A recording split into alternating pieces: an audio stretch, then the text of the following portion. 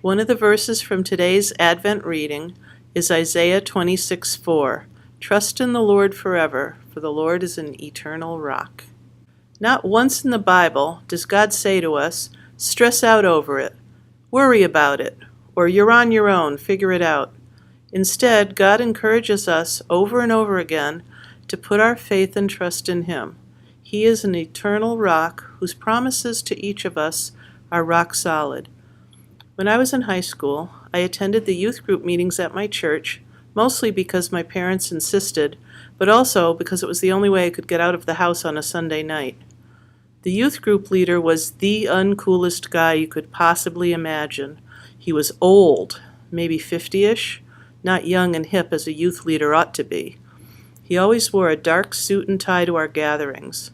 Snacks were seldom served, and games were rarely played. Instead, Mr. Sanford, which is how we addressed him, never by his first name, patiently and faithfully read and discussed the Bible with us.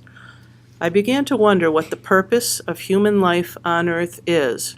I wondered if any of this God stuff I was hearing was true.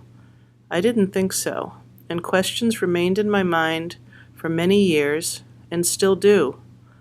I reached a turning point at age 26 and came to faith through the influence of a fellow engineer at work and of a close personal friend of my husband.